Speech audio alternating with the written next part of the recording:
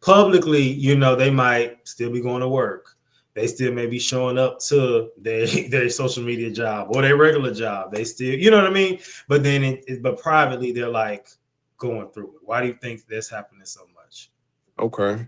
Yeah. Well, I think that it's a social norm. Is kind of a blanketed answer.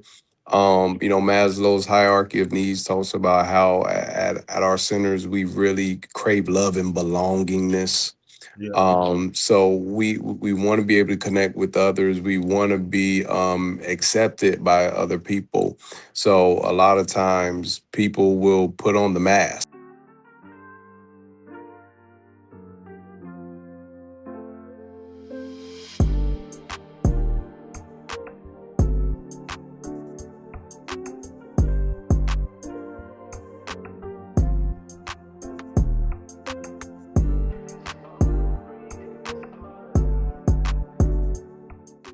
Now I know what you're thinking. What you guys, what you selling? Now look, I know you all are on social media every day, especially people who trying to sell a business. You trying to promote your stuff. You trying to spread your message. You got the calling. You got the word from the Lord. All that good stuff, right? But you don't feel like it. You don't have the time to promote the social media. You don't have the time to create the content calendars. You don't have the time for none of that, right? So that is where my new package comes in. And this is called the Trust Builder Package. All right. So this is for those of you who want to create great social media content, whether it's on LinkedIn, Instagram, TikTok, Threads, Facebook, YouTube. All right.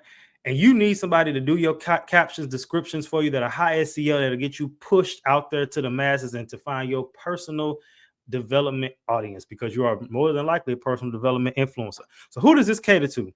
Coaches and consultants, faith-based leaders, wellness experts, authors, podcasters, motivational speakers, educators, mental health advocates, you name it. All of you who are trying to see the betterment of your community. All right, this package is for you. All right, let me hit me up in the DM, email me, reach out on the Nazio platform, and I'll hook you up. What is up, y'all? We are back. It is the series.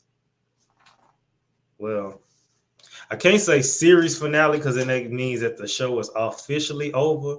We've been renewed for season 10, so the series can't be over. But it's more so just this season will be over. So it's almost the season, I guess the series season. I don't know. I don't know. I don't even know how to word it. I don't want to sound stupid. But yeah, we that. And we're about to go do this last 6 weeks. So what month is this? It's currently, well, today is Thanksgiving. It's Thanksgiving. Decided to drop the episode a little earlier because I know y'all want to eat y'all turkey and lay down for the game come on, so you can listen to this, while you prepping. Hopefully you didn't wait till the morning to prep everything. I know somebody that did that, they didn't eat till 9 o'clock. That's wild to me. That is wild that some people really be like they don't eat till 9 o'clock. Like my mama food was done by like noon, 1 o'clock. Even if you ain't necessarily eat right then, it was done at that time. So people talking about some, yeah, we don't eat till 6, 7 o'clock. Feel bad for you. Because what you doing all day? I know you're not. I hope you ain't eating. People are eating Thanksgiving breakfast. You don't eat Thanksgiving breakfast. You starve yourself to the night. Anyway, today is the episode 1 of this 6-part series. And this one is social media and you, but social media and mental health. The meme for this week reads, after being on social media, how is your mental health? Inspirations for this episode come from a few places. So I saw a clip of Angel Reese. She has a podcast, and Mona Leo, the rapper. Did y'all see that? Well, basically, she was just saying how she was just saying, I think Angel Reese was kind of ignorant. And when I say ignorant, I'm not trying to be like shady. She was just ignorant about therapy. And she was saying that therapists tell you what you want to hear. And Mona Leo was like, no, she was like, I go to therapy now. They don't tell you what you want to hear. They actually help you process things. And, but a lot of people, that's what they think. They always just advice. And it's like, I know so many black men, especially, who would say like, I'm not paying for advice. And I'm like, it's much deeper than advice. We're going to touch on that today. So be ready for that. Matthew 6:22, it says the eye is the lamp of the body. So if your eye is healthy, your whole body will be full of light. And then Psalm 101 and 3. It says, I will not set my before my eyes anything that is worthless. I hate the work of those who fall away. It shall not cling to me. All right. So now let's go ahead and jump into today's happy hour. So for today's happy hour, I'm gonna just really briefly touch on this because I want to hear from the guest today. So a lot of people speak on using ChatGPT as therapy. And I don't remember his name, but it was recently a boy who unalived himself because ChatGPT told him how to do it. Now I know that the people who own ChatGPT went back and redid it so that it would never give you like how to commit suicide advice or things like that. But I know a lot of people will be like, they process their feelings through ChatGPT, like, oh, I don't go to therapy. I'll just say this and then give me a response. And, I'm okay with doing, and I'm going to hear from the professional, but I'm okay with doing it to an extent with certain things. But if you are really going off real life decisions of like how to move forward with certain people, or you know, it's a little, I don't know. The movies that came out in the early 2000s and late 90s was kind of warning of us of this stuff. And I know people don't believe in predictive programming. And we're going to save that for the episode Social Media Conspiracy Theory. So stay tuned for that. That'll be in a few weeks. But I'm a little on the fence about that. I mean, like I said, certain things I kind of understand, but a lot of stuff is like, I don't know. I don't know. Because a lot of times y'all use it to replace God, I believe. And instead of, sitting with God, y'all just say, oh, I need this dream decoded right now. And it's like, nah. Oh, no, I need you to tell me what to do right now. So I was like, I don't know. And then it just dropped something that said it's an AI tool that you could actually talk to Jesus. Did you see that? Y'all playing with fire. That's all I'm going to say. But I have a great guest today. This is someone I've known for a very long time. We've been talking about doing this episode for a long time too. So we finally got it going. And yeah. So let me go ahead and introduce him because he has a lot of stuff to say. My God, what is going on? What's up, brother? Thank you for having me. Happy to be here, man. Yes, sir. So obviously my online people can see you. But for the audio people, can you tell the people what's your name, where you from, and where do you live now? Yes, William Sharpe. I'm a licensed professional counselor here in Houston, Texas.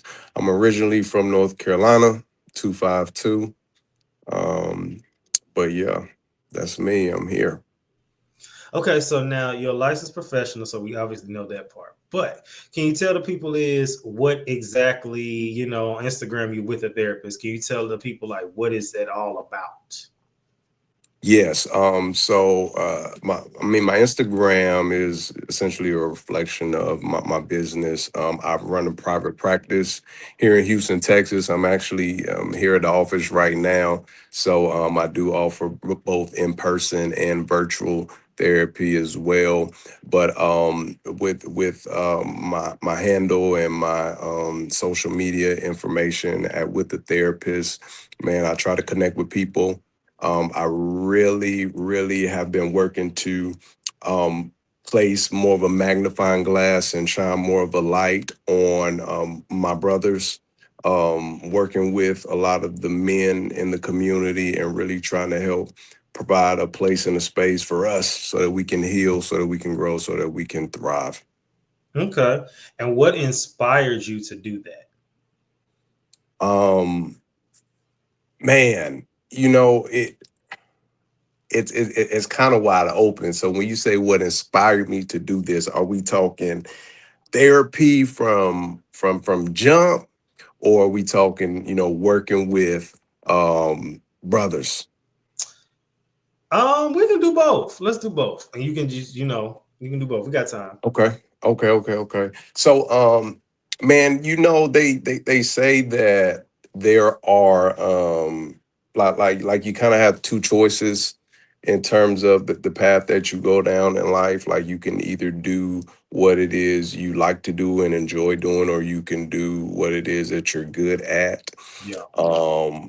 And I'll say probably around like high school, I started noticing that I had more of a gift or I guess you can say calling to be able to connect with people, listen to people, talk to people, hold the space.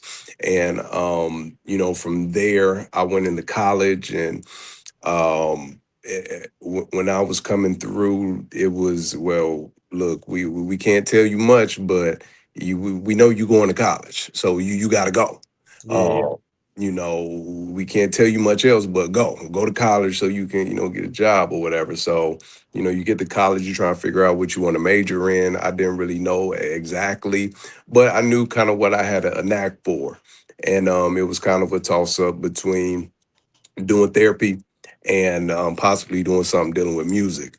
But I used to watch that show Frasier. I don't know if you remember that show, Izzy, but man, I always thought Frasier was a psychologist, and I saw Frasier doing therapy, so I'm like, okay, I got to go be a psychologist. Yeah. That's what I gotta do. So that's kind of how I went down the psychology track. Later merged into the specialization for counseling and therapy. But when I was trying to feel my way around the field to really get a knack for what it is I wanted to do, I didn't really know for sure that I wanted to kind of focus on working with men until I got here, until I came and moved to Houston. I moved here in 2019, Uh-huh. really started to get my feet wet in the field. And once I opened up my practice, man, it's funny. Like, well, at least it was funny to me because I tell everybody when I open my doors, man, I thought for whatever reason, a bunch of women were just gonna start rushing in, and I'm gonna have number women that I'm talking to all Yeah. day, right? I got a lot of tissues on standby. But when I tell you it was the exact opposite, like I open the doors and it's brothers coming in, it's men coming in. And the level of gratitude that they express, man, just being thankful for seeing somebody like me and being able to connect with someone who looked like them. And like that spoke volumes. So once I had that experience, man, and I've seen the continuation of that. I've definitely developed a greater affinity for it, man. Greater affinity for it, and yeah, I'm here, man. I'm sold. No, for real. That's good. I like that what you said, the whole men thing. Because like even when I started this podcast back in 2018, like I didn't officially, I don't think, niche it down to men until like season 6 in like 2022. Mhm. So 21, no, 20, I think it was 22. I think it was 22. So it's like that's a lot of the times that's who we needed the most. And it's like we already are the people that's look the part. So it's like, it makes sense to speak to men because a lot of times I feel like and they're needed too. Some of them abuse the privileges, but I know that a lot of times that we see men, especially with platforms, and they speak to women, whether it's to uplift or to tell them how to get a man in 90 days, or tell them that they should be the servant. But it's good to see. Sometimes I think men need to call it other men. That's why I try to limit my comments to women on this platform at least, because I'm like, we Mhm. got enough men speaking to women. Let's speak to other men and hold them accountable. Um, so good for that. So now, when it comes to the social media space, some people call it a tool, some people call it a trap. Again, social media and we talking about mental health, and a lot of times, men especially, we are caught up. I believe personally, a lot of times men are depressed. Of course, for a multitude of reasons, right? Just I've been through depression. I believe, I'm sure you have before, and a lot of your clients have struggled with things. And a lot of times with men, for most part, usually one of three things, especially around this age, a young millennial age. Right now, the youngest millennial, I believe, is still 29. They're about to be 30. Mhm. So um it's either, and a lot of us have been, I did a series a few seasons ago called a quarter life crisis, because it used to be Mhm. midlife crisis, but now people are having one a lot earlier. Oh yeah.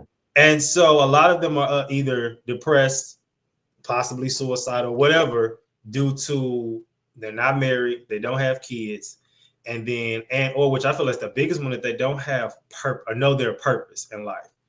Mm. How do you help, your clients if they ever come in and you can tell maybe they struggle with their purpose or they haven't opened up about it yet? How do you deal with that?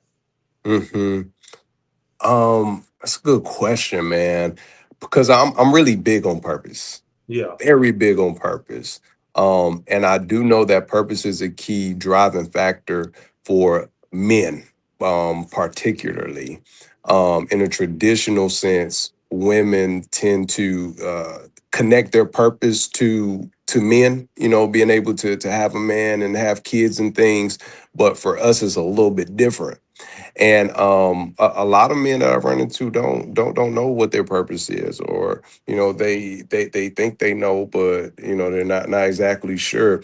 But to answer your question, whenever I do therapy with someone, we always start with our goals. That's the first thing that we start to look at. I want to get an inkling of what your goals are, where your compass is pointed, just what direction you're headed in. Um, and some people have, things that are detailed. Some people, hey, I really don't know. I may have to sit with it. But um, just putting it out there and like pushing that button so that they can start to think about it, that's a key first step. Hmm. um because I do think as adults, I don't know, people don't really ask you as much, hey, well, what's your purpose, or hey, what like what's your primary goal, or Right. we don't necessarily talk on that wavelength. But yeah, that's one way that I try to jumpstart that, man. Okay. Before we go into some definitions, I want to ask you, how do you manage your own social media use as a mental health professional? Yeah, like as a consumer of social media, Because there can be a uh, lot. yeah. I like to say maybe not an outlier, but I don't use social media a whole lot. I'm not really drawn to it. I think I can have my times, or I have had my times in the past. But a lot of the times I'm so consumed with other things that I don't really take time to jump on social media. And I mean, you know, because we've been messaging back and forth, and you probably looking like, what, this dude ain't saying that. Where he what's going on? Because I may jump up there for a second, but I'll jump back off, or I'm not checking messages, or I'm not just, doom scrolling. Social media is a small fraction or percentage of my day-to-day life, Mhm. honestly. And I don't know if that's a pro or if that's a drawback. But yeah, that's just kind of where I stand with it thus far. This is for anybody who think they want to start a podcast. So is it you? Do you think you want to start a podcast? Cool. Let's be real. Watch this. So we don't need another podcast that sound like everybody else, right? We got enough of them. We're gonna talk about those today. But saying the same stuff with no structure, no message, no plan, that ain't good. Now that's where I come in. Me, right here, Head Honcho. All right. So I have a new podcast package. It's called the Legacy Launchpad. Now, what is this? This is for podcasters who fall in the personal development influencer space. So who is that? That would be obviously personal development. That's pretty broad, but coaches and speakers, Christian-based influencers, faith influencers, maybe a pastor, a church, any type of course creator, education, mental health, wellness, nutritionist, all that good stuff. If you are trying to help the betterment of other people, fitness too, then this is for you. I will help you build your podcast from the ground up. This includes toning up, giving you the message, your niche, your show structure, the episode outlines, the intros, outros, descriptions, all of you. You show up to record and I build your legacy. If you're ready to stop playing, let's get it cracking. Okay, so we're gonna get to some more questions in a second, but I got a few phrases and words, and I want you to tell me the first thing that comes to mind, and there is no right or wrong answer. Are you ready? Ooh, the seat just got a little hotter. All right, let's go. Mental health. Mental health. You said definitions? First thing that come to mind, no right or wrong answer. Okay, mental health. With wellness. Social media. Status. Drained. Tired. Cyberbullying. Oh, bad, detrimental. Okay, so the definition of mental health: a person's emotional, psychological, and social well-being, how they think, feel, and handle stress, relationships, and daily challenges. Social media, digital platforms, and apps where people create, share, and interact with contents, ideas, and other users online.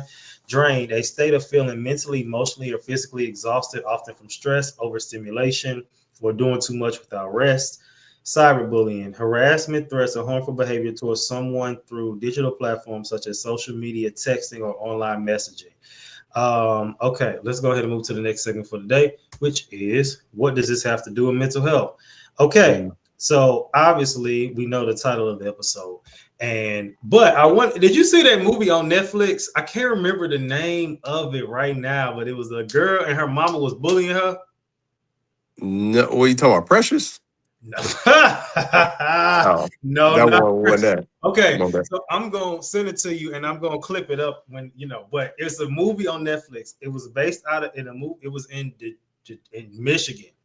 Mm-hmm. Girl, she was getting cyber bullied every single day, and she was getting cyber It's a bullied. documentary. Yeah, Yes, I saw that. I saw that. uh-huh. I actually didn't see And that. her mama was the cyber bully the whole time. And Uh-huh. when I was waiting for the plot twist, and something was like, "Don't that mama's that mama." And then her mama was cyber bullying her the whole time. So here's the thing: all your clients, I know you do have some adolescents, correct? You do deal with adolescents. How Hmm. often have any of them come in there talking about something they saw on social media or something somebody was doing to them on social media? Because when I used to be a teacher, you know, when I was in high school, what was that? The 2009 to 2012. So that's back when Facebook was hot. Instagram Yeah. came like right at the end. But Hmm. you know, I've seen and heard about some cyberbullying and some things like that, but now it's just to the extreme. So, Yeah. like, how do you serve clients that maybe have dealt with things like that? Yeah. Or would Yeah. you if you haven't already? Yeah. Because the adolescents kids that I work with is such a small sample size, Yeah, I don't really have a lot that I can speak to in terms of the frequency that I run into that with my clientele. But I've seen it in the past for sure. And I hear stories and I know that it happens. And of course, everything is situational, like it just depends on the circumstance and the level of intensity. yeah, So we definitely want to be able to assess that, because and then going back to the Netflix show that you referenced, man, my mom went hard. She went hard, right? To the point of talking about unaliving and just completely disparaging this girl's character. Her friends, just it was really bad, really intense. So I think that's a very unique case. But typically, if we're dealing with cyberbullying and it's a adolescent or a minor, definitely want to involve the parent, want to look at some practical ways to reduce their access. And I feel like I'm on the outside looking in now because I think in schools now, it's like everybody's got phones, even schools that they're permitting kids to have their phones during instructional periods. And I know every district and things they vary, it's different, but it's we'd have to really drill down and look at how we can establish some of those parameters. Are there some parental controls that we can put onto their devices? And kind of start with that, challenging the parent to be more involved and to set the boundaries. But after that, if we're digging deeper, trying to peel back layers or trying to heal some things that have already been there, we look at that, right? We look at what's being said, how they're being bullied, how they're interpreting this, how they feel about this. And then we look at distinguishing between fact and fiction. Okay, now fact and fiction, we're gonna go off that. So many men, I feel like too, with social media, I believe that adds to the sometimes the depression or the anxiety or whatever Mhm. is a spirit of comparison. Comparison is a big thing for a lot of people. Now, thankfully with you, that ain't the case for some of these other people that they're gonna see coming up. But social media is not a big thing for you. But Mhm. like if a young man or one of your clients was coming in and just kind of like, they realized that comparison was an issue for them and something that they were struggling with, feeling like, they ain't enough or feel like they too old or feel like maybe like, dang, like I'm this age and I'm not doing this, or all these other people are doing this. How would you help them to kind of cope and deal with that? Mhm. Um, Very good question. Um, facts and fiction, right? Yeah. And typically, the stuff that we consume in social media from social media is really a small sample size. Even though you can doom scroll like aimlessly for hours on end, it's still a small sample size. You're seeing one picture of one person's accomplishments, or even two, even 10. It doesn't matter. There are billions of people in the world, billions, and it's impossible for you to accurately compare yourself to these other people. So that's one angle and approach to just looking a little more a little more closely at how we're interpreting this and what's actually happening. But the other thing that I do, and I do with a lot of my clients, is to focus on glass half full. I'm pretty sure you've heard that before: glass half full versus glass half empty. Positive reframing, coming from a strengths based approach. In terms of identifying what it is you are doing, my biggest pet peeve, man, I'll tell you this, and I'll share this with everybody. My biggest pet peeve is for people to either tell me what I'm not doing, or for them to share with me what it is that they aren't doing or can't do. Don't tell me what you can't do, tell me what you can do. Right. Right. Um, and it's one thing to be able to express some of the challenges that you have. I get that because we all have our limitations, but it doesn't just end there. What else? You are able to do other things. And a lot of times when we become so consumed in other people and comparing ourselves to other people, we lose sight of the things that we are doing, because you can't look at your grass if you're focused on the Joneses grass over there.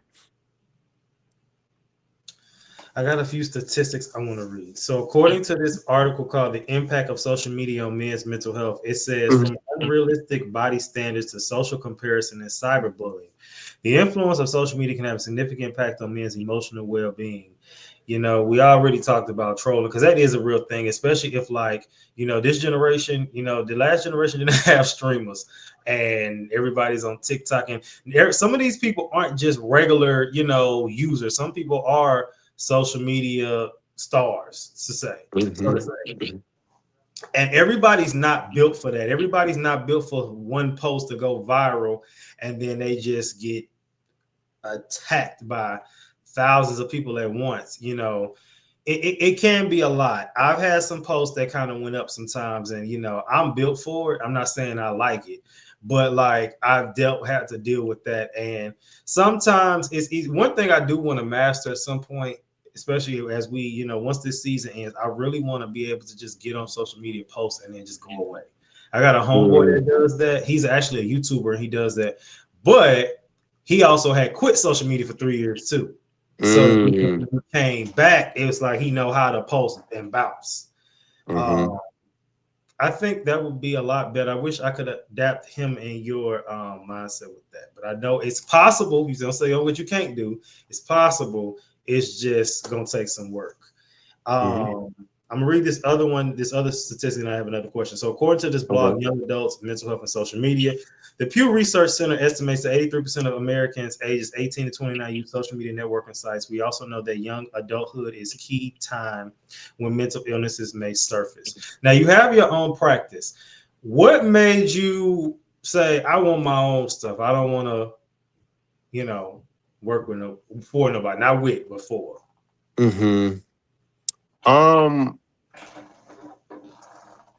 Honestly, man, at the inception, I don't know if you ever did these things called vision boards, Yeah. but we all have a vision, right? We all have a vision of what we want something to be like or how we expect things to be. And kind of going back to what I shared at the onset of our meeting was when I thought about therapy, or I thought about Frazier. And Frazier went in a cubicle, right? Or anytime I saw a therapist portrayed, it's individual in their own office with a couch. They sit in another chair, person staring at the ceiling.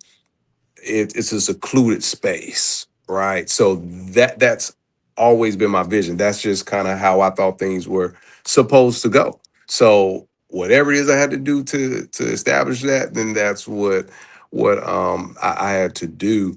So that, I would say, that's the main driving factor that kind of got me to where I am or how I am, because it's just in my mind there wasn't really any other options. But of course, now that I'm here and I'm in the field, I know that there are definitely other options.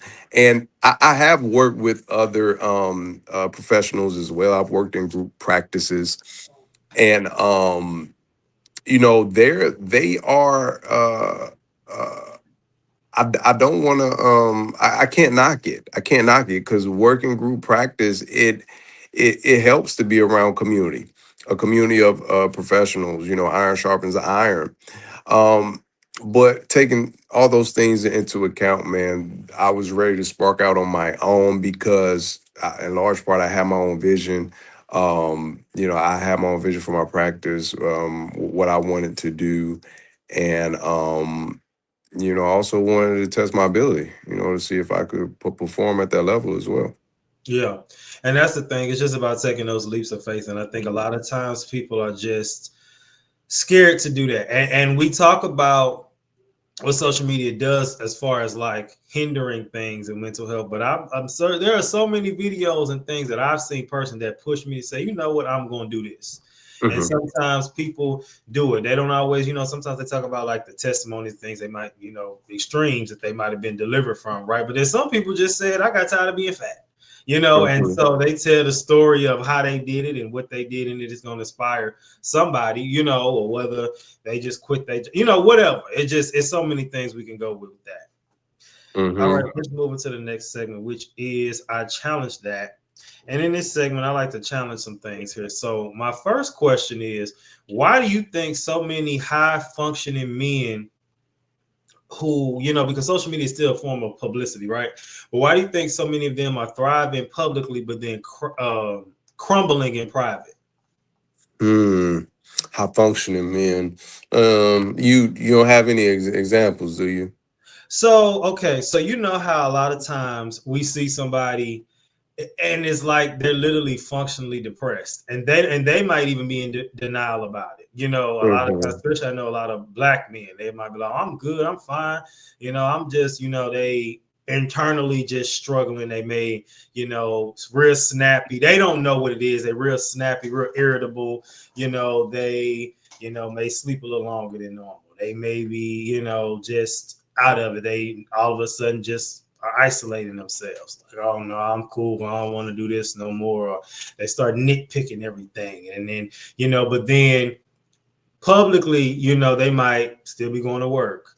They still may be showing up to their social media job or their regular job. They still, you know what I mean? But then, but privately, they're like going through it. Why do you think that's happening so much? Okay. Yeah. Well, I think that it's a social norm. Is kind of a blanketed answer. Maslow's hierarchy of needs talks about how at our centers we really crave love and belongingness. Yeah, So we want to be able to connect with others. We want to be accepted by other people.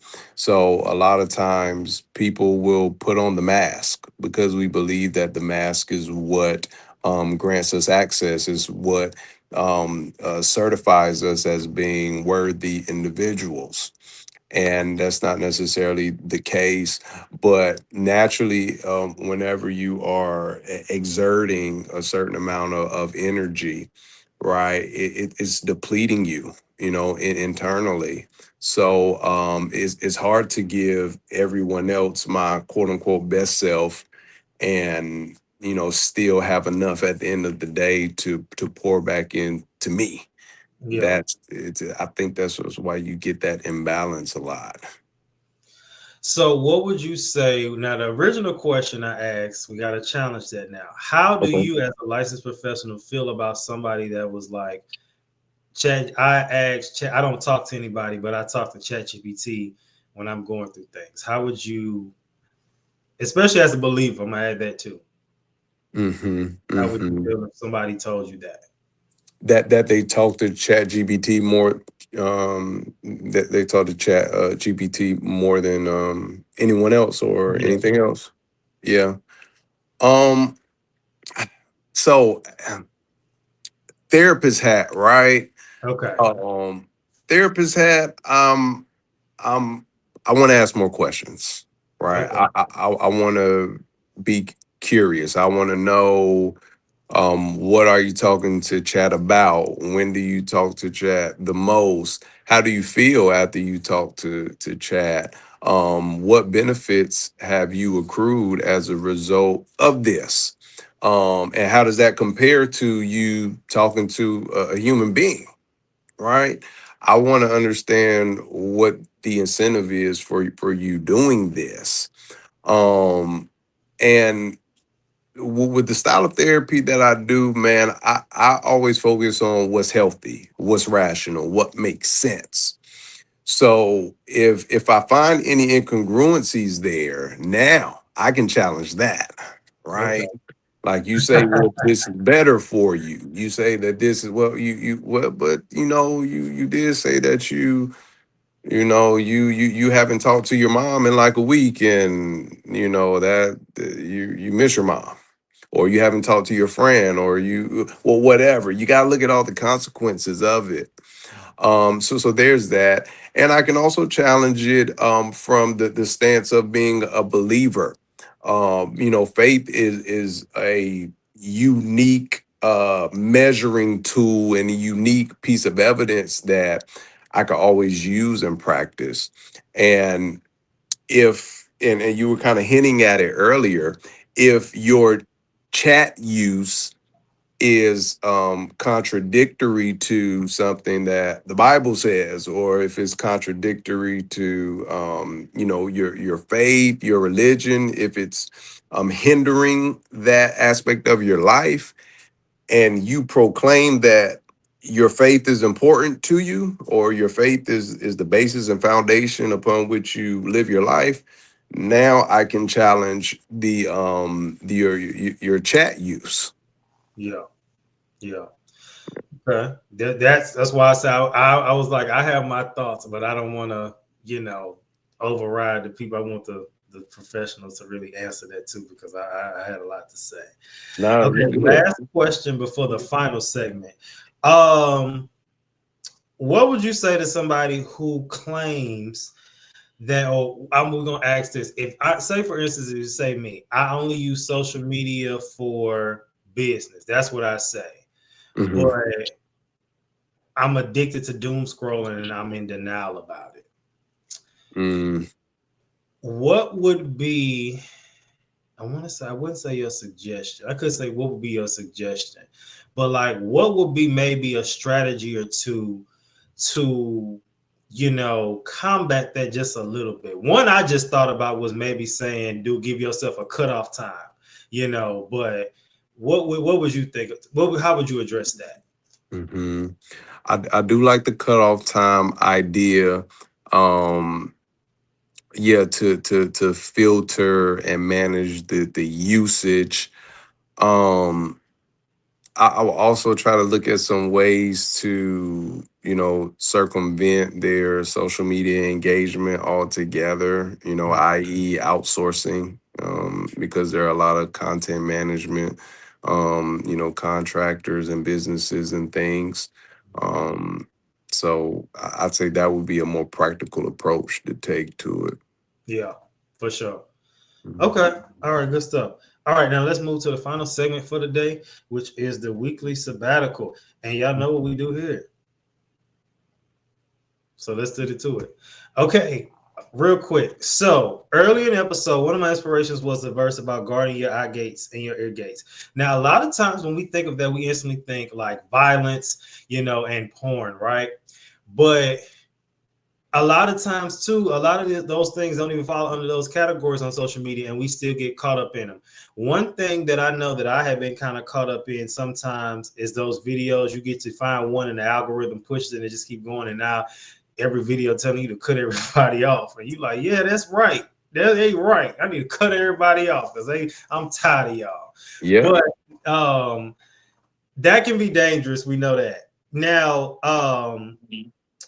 here's the thing. So this actually comes from a website. It's called Guard Your Eye Gates and Ear Gates, and this is from josephprince.com. It says Proverbs 44 and 20 to 22 teaches what you watch, hear, and meditate on becomes life or poison to your body.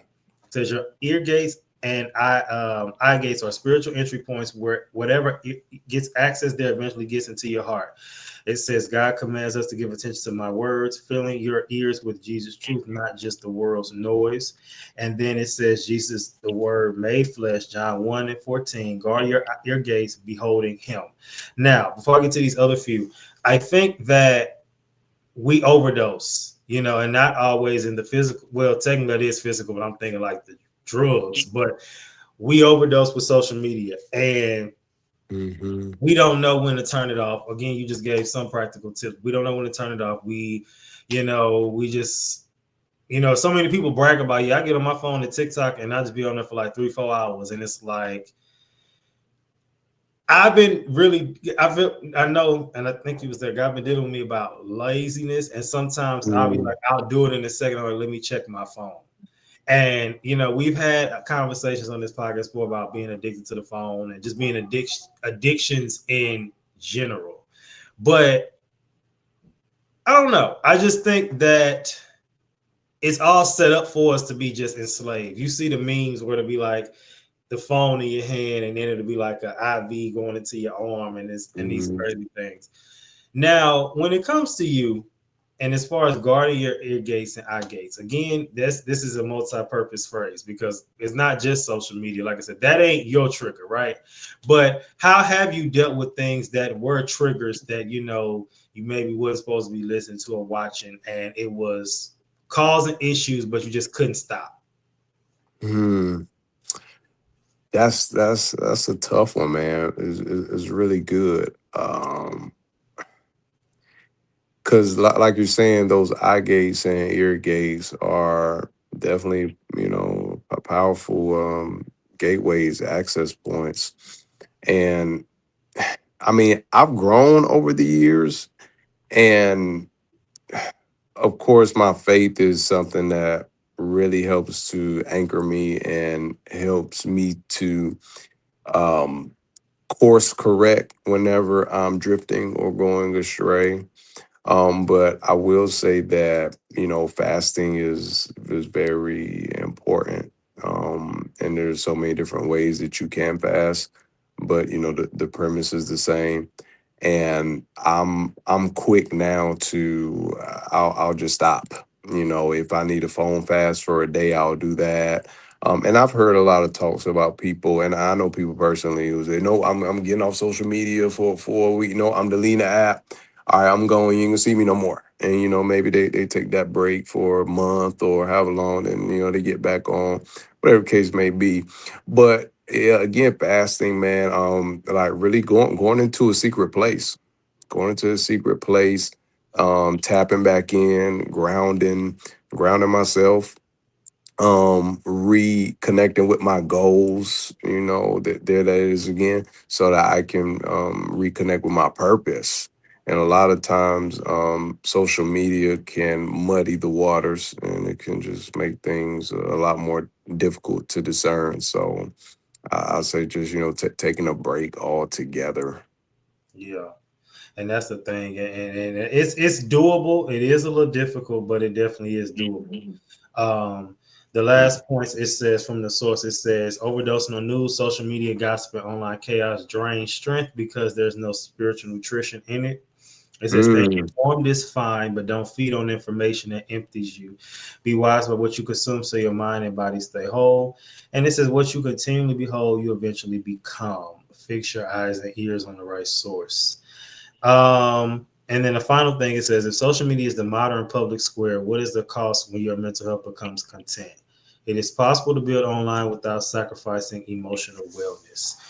And just dwelling on that, I think that it's just hard to it really is an addiction, but it's just when you think about it, you just feel like I know at times, I mean, you feel like you're not doing enough, but it is good to see sometimes people say that, when a lot of these cases, things didn't happen overnight. A lot of them all do come out and say, hey, y'all see me popping now, but it took 7 years to get here. It took 6 years to get here. And I think if you are going to be on social media a lot, you need to really redo your algorithm. I know this one girl, I noticed she unfollowed me. Well, I didn't notice that she refollowed me. I'm like, you unfollowed me? She was like, yeah. She said, I followed everybody because she had to reset her algorithm. And so sometimes that's what it takes. It's like, if you are going to be on there, at least let it be like, you might not, you see your friends liking the freaky stuff on the Instagram, and you be like, now, why you liking that? Because I didn't like nothing like that, but it says your friend liked it, and it's like, oh, you see just a bunch of crazy stuff. I ain't gonna lie, dude, them cat AI videos are funny. I don't care, but like, you can see who liking what. So let that be a message for somebody. We see you. mm, So keep that in mind. Keep that in mind. mm-hmm, Let's get mm-hmm, into the question challenge for the week. And this just asked my audience: do you all think you need a social media break on this here Thanksgiving day? mm. Hopefully you take one today because it is time to be with your family. So we all eat the same thing. You don't have to post your plate. Um, you ain't got to do that. But before we go, I do want to ask because it is Thanksgiving. Like, what are you thankful for? You asking me what am I Yeah, thankful yeah, for?